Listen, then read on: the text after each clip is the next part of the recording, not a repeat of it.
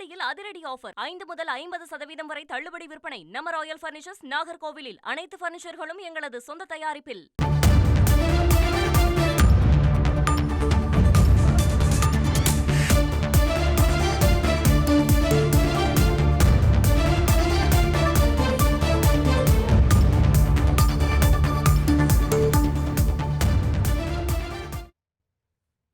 வாக்காளர் பட்டியலில் வாக்கு திருட்டு நடைபெறுவதாகவும் வாக்காளர் பட்டியல் சிறப்பு திருத்தம் என்ற பெயரில் குளறுபடி என்ற திமுக மாவட்ட செயலாளர்கள் கூட்டத்தில் தீர்மானம் நிறைவேற்றப்பட்டிருக்கிறது. மேலும் விவரங்களை செய்தியாளர் ரமேஷ் வழங்க கேட்கலாம்.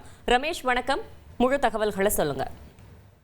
வணக்கம். வாக்காளர் பட்டியல்ல சிறப்பு திருத்தம் அப்படிங்கிற பெயர்ல குளறுபடி நடைபெறுவதாகவும் வாக்காளர் பட்டியல்ல வாக்கு திருட்டு நடைபெறுவதாகவும் திமுக மாவட்ட செயலாளர்கள் கூட்டத்துல கண்டனம் தெரிவித்து தீர்மானம் நிறைவேற்றப்பட்டிருக்கு. திமுக தலைவரும் முதலமைச்சருமான மு.க.ஸ்டாலின் தலைமையில திமுகவின் மாவட்ட செயலாளர்கள் ஆலோசனை கூட்டம் அண்ணா அறிவாலயத்துல நடைபெற்று வருகிறது. 76 மாவட்ட செயலாளர்கள், திமுகவின் முக்கியமான நிர்வாகிகள் இந்த கூட்டத்துல பங்கேற்றிருக்கிறாங்க.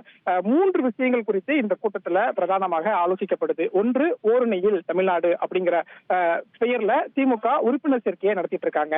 இந்த உறுப்பினர் சேர்க்கையின் அடுத்த கட்ட நிலவரம் குறித்து முதலமைச்சர் இப்போது ஒரு ஆலோசனை கூட்டத்தை நடத்திக்கிட்டு இருக்காரு. அதே மாதிரி 2026 சட்டமன்ற தேர்தல் பணிகள் சம்பந்தமாகவும் வாக்காளர் பட்டியல் சிறப்பு திருத்த விவகாரம் சம்பந்தமாகவும் இன்றைய கூட்டத்தில் ஆலோசிக்கப்பட்டு வருகிறது. இந்த கூட்டத்தில் தான் வாக்காளர் பட்டியல் சிறப்பு திருத்தத்துக்கு கண்டனம் தெரிவித்து தீர்மானம் நிறைவேற்றப்பட்டிருக்கு.